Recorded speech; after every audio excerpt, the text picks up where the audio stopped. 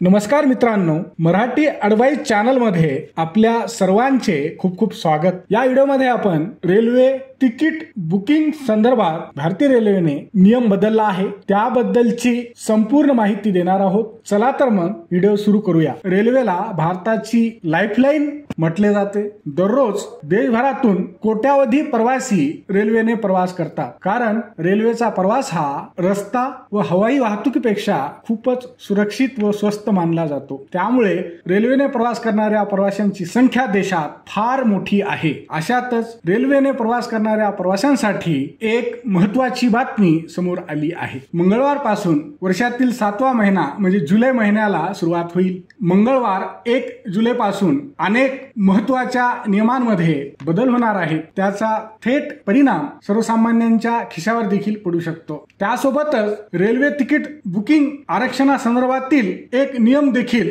बदलणार आहे। IRCTCच्या म्हणजेच Indian railway catering and tourism कॉर्पोरेशनच्या वेबसाईट किंवा मोबाईल ॲप वरून तत्काळ तिकीट बुक करण्यासाठी आता आधार लिंक्ड वन टाइम पासवर्ड म्हणजेच OTP आधारित पडताळणी बंधनकारक असेल। म्हणजेच प्रवाशांना आता 15 जुलै पासून आधार कार्ड आणि OTP शिवाय तत्काळ तिकिटे बुक करता येणार नाहीत। IRCTC खाते आता आधार कार्डशी लिंक असणे अत्यंत गरजेचे आहे। रेल्वे मंत्रालयाने आधार कार्ड प्रमाणीकरणाशिवाय तत्काळ तिकिटांचे बुकिंग बंद करण्याचा निर्णय घेतला आहे। हा नवीन नियम येत्या 15 जुलै पासून देशात लागू होणार आहे। यानंतर तत्काळ रेल्वे तिकीट बुकिंग करण्यासाठी आधार कार्ड अनिवार्य असेल असे इंडियन रेल्वेने म्हटले आहे। या नवीन नियमाच्या माध्यमातून रेल्वेला सर्वसामान्य प्रवाशांच्या हाती तत्काळ तिकिटे पोहोचू न देणाऱ्या दलालांना